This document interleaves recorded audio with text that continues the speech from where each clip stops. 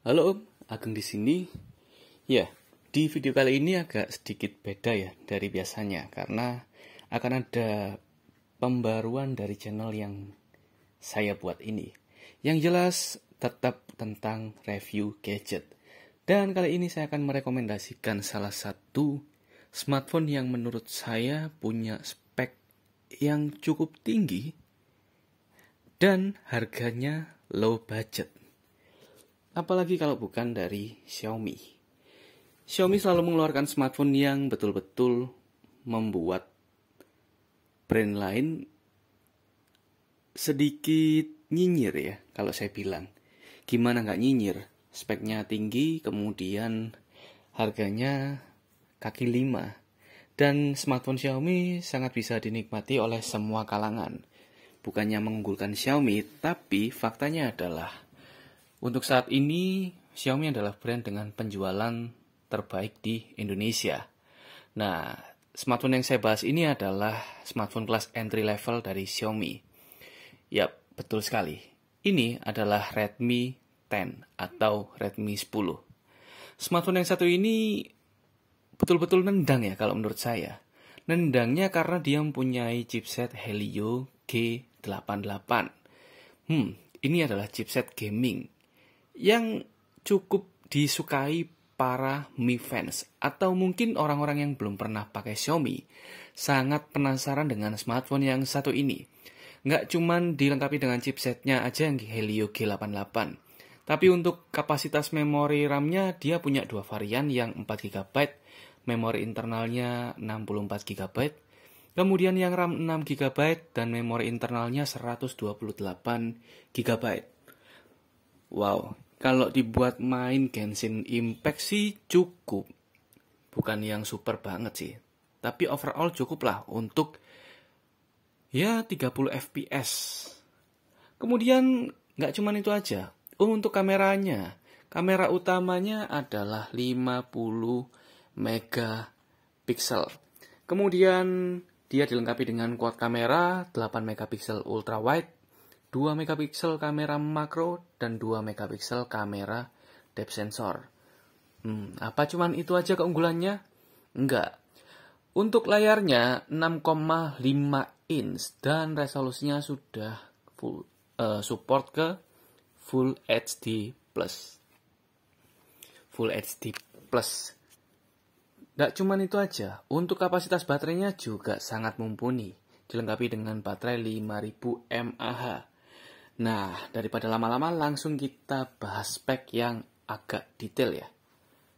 Smartphone ini dirilis pada tanggal 18 Agustus tahun 2021 dan masuk Indonesia tanggal 20 Agustus tahun 2021.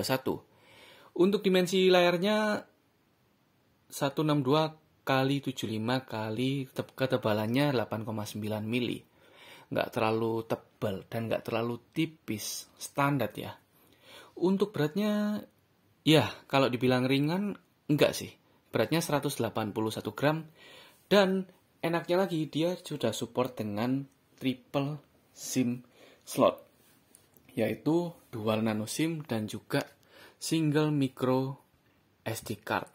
Dia punya slot sendiri. Jadi kalau menurut kalian memori internalnya masih kurang, kalian bisa menambahkan memori eksternal, yaitu micro SD. Oke, nah untuk layarnya sendiri menggunakan LCD yang sudah support dengan 90 Hz. Ini kenapa saya bilang Xiaomi itu nggak main-main ketika dia mengeluarkan smartphone. Oke, untuk resolusinya 1080 x 2400 pixel dan PPI-nya 405. Untuk layarnya sudah dilengkapi dengan Corning Gorilla Glass 3. Wow, sekali lagi saya ucapkan wow. Kenapa wow? Di harga segini dia sudah memberikan Corning Gorilla Glass dan juga spek yang cukup tinggi menurut saya. Oke, untuk operating sistemnya sudah menggunakan Android 11, Android yang terbaru. Dan MIUI-nya sudah support ke 12.5. Sekali lagi chipsetnya menggunakan MediaTek Helio G88 12 nanometer.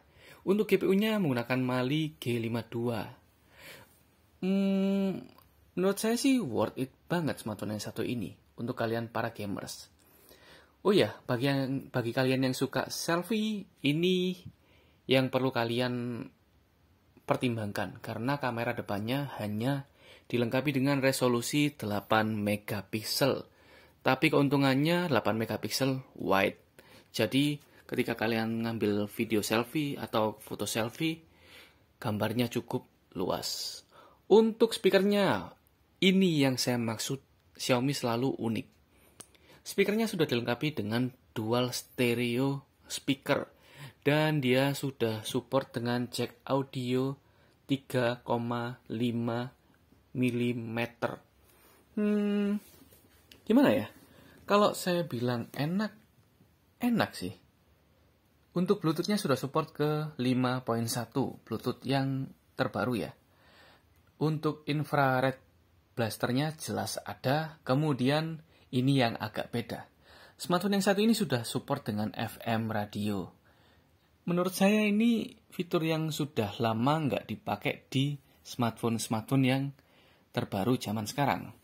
Ya, sedikit inovasi aja sih, tapi ini termasuk hal yang penting. Untuk chargingnya dia sudah menggunakan USB Type-C 2.0. Mantap. Untuk sensor fingerprint-nya sudah jadi satu dengan tombol power yang ada di sebelah kanan. Oke.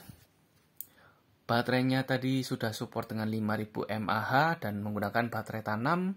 Kemudian dia sudah support dengan fast charging 18 watt. Nah, untuk warnanya ada yang carbon grey, people white, dan sea blue. Untuk harga patokan yang masuk ke Indonesia sekitar Rp2.099.000. Itu untuk yang varian RAM 4GB dan memori internal 64GB. Kemudian yang RAM 6GB internalnya 128, dia dibanderol dengan harga Rp2.499. Tolong dikoreksi kalau saya salah. Kesimpulannya dari smartphone yang satu ini adalah smartphone yang betul-betul punya performa bagus. Ya, untuk chipsetnya dia nggak usah diragukan lagi kalau kalian suka gaming dan ingin membeli smartphone yang satu ini.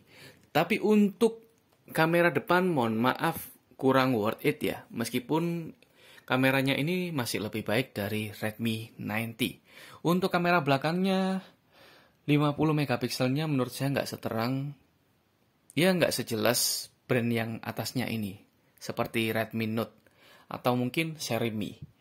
Nah, itu review jujur dari saya. Kalau misalnya kalian ada pertanyaan, kalian bisa langsung tanya ke kolom komentar. Overall untuk smartphone ini saya akan kasih nilai 80, karena dia mempunyai chipset yang sangat tangguh dan enak digunakan. Untuk kamera yang suka fotografi, mohon maaf, smartphone yang satu ini kurang saya rekomendasikan. Oke, sekian review dari saya. Kalau kalian suka, please like videonya. Kalau nggak suka, tolong dislike. Oh iya, kalau kalian suka, jangan lupa share, komen, dan subscribe, supaya channel ini lebih berkembang dan lebih sering mengupload video. Oke, Agung pamit, sampai ketemu di video selanjutnya. See you all.